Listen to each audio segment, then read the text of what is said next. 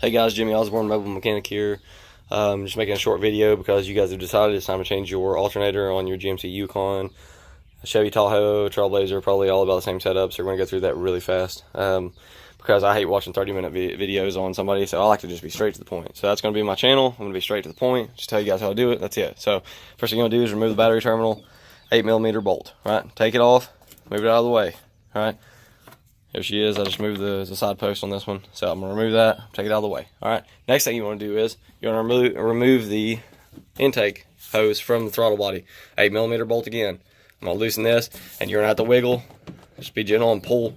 You probably have to pull kind of hard to get it to separate, but once you do that, just kind of set it out of the way because it does have a hose, retainer attached to it, so you have to pull that out of the way, pick it up, set it out of the way. All right, then the next thing you want to do is remove the top engine covers. So you're going to take 8mm bolt, loosen this, pull up, slide it out. All right. Then the side engine cover, which will sit over here on the side bank next to the coils. You're going to take this thing loose. Bottom bolts, it's going to be sitting there like that, right? So you're going to take the bottom bolts loose. There they are. 1, 2. Once you do that, pull this thing out of the way. Get the crap out of your way. Then it's time to start removing the alternator, right? And the serpentine belt before that. So you're going to take the serpentine belt, 15mm socket.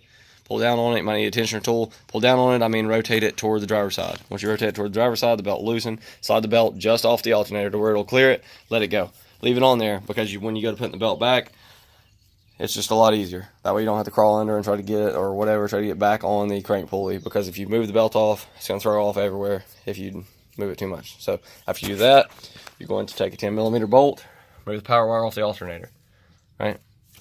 Then, after you do that, you're going to remove the rest of the power wires off the alternator. It has a little retaining clip, put a screwdriver under there, pop it out, just barely, because it will break.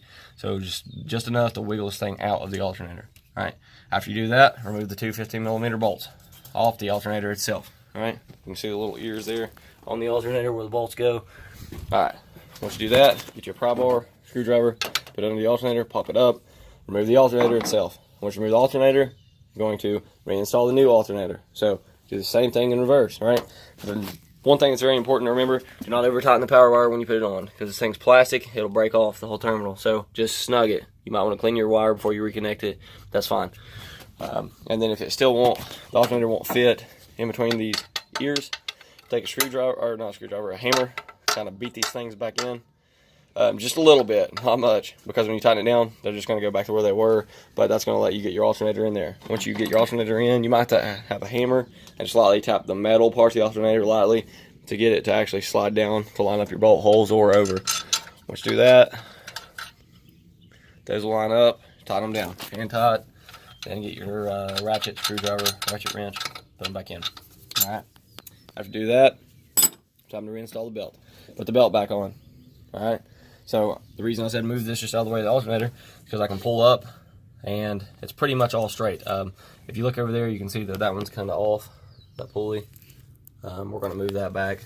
But as long as you don't let the alternator, or not the alternator, the serpentine belt fall too far away from the alternator, you can get it back without messing with the bottom portion of the engine pulley, like the crank and stuff, the difficult stuff.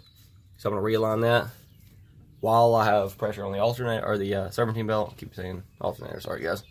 So once you have power or pressure on that, you pull down on it, and you're going to be able to put the serpentine belt back on the alternator, then let go at the same time. I have to have two people.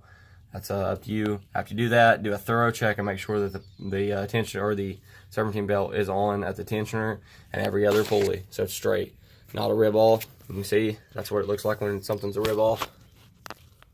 See, that's not going to fly. That's going to let it just throw the belt. So you're going to make sure that that's straight before you reinstall or start the engine, sorry. After you do that, do everything in reverse.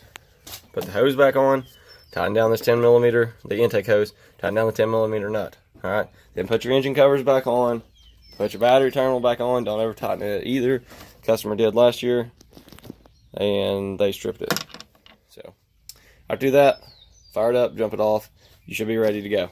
Thanks for watching. Like this video, comment, subscribe. If you guys have any requests or questions, just post them, and I'll try to get back to you as soon as I can, guys. Thanks.